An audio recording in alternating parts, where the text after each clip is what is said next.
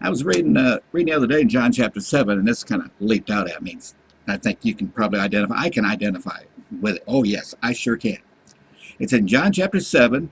Now, Jesus' brothers come to him and tell him, try to get him to go to the Jewish feast of the tabernacles. And he says to him, you ought to go, you ought to leave here and go to Judea so your disciples may see the miracles you do. Now they're trying to teach him politics, okay? No one who wants to become a public figure acts in secret. Since you are doing these things, show yourself to the world. And then the next verse says, for even his own brothers didn't believe in him. Now you think about that. They grew up in the house with Jesus, the Messiah. They saw what kind of life he had, a sinless life, the way he treated his parents, the way he treated others, and the way others treated him. Example was like being in a temple. All these older teachers of the law were there, and they were marveled at this young guy who knew all this stuff. But they didn't believe in him. Seeing all that and growing up with him, they didn't believe in him. You ever feel like people don't believe in you?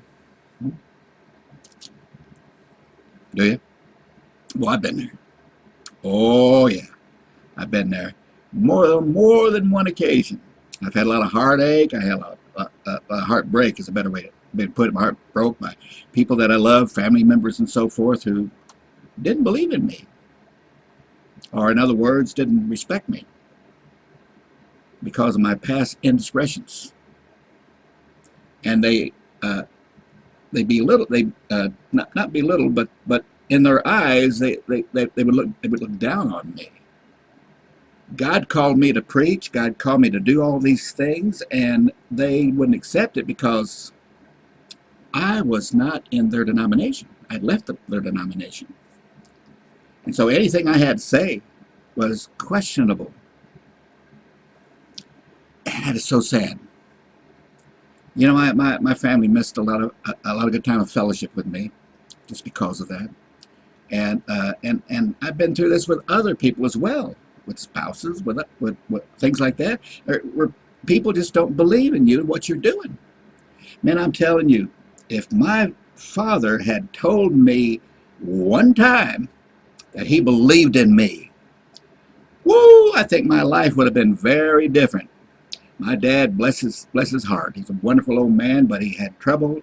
He didn't have, he had a little problem raising four rowdy boys, and he'd try to shame us into doing the right thing. Well, the problem was it had the opposite effect on me. I believed all the things he said about me, the negative things that he said to me. I believed it. And if he had told me he was proud of me on a regular basis, and I believe in you, son, I know you can do it, I believe in you, man, my world would have been totally different. My life would have been absolutely, totally different. I'm telling you, I had to find out the one that believes in me is him, my Heavenly Father. I believe he believes in me. Ah, man, that blows my mind. Does that blow your mind? It does. Whoop, there it just went.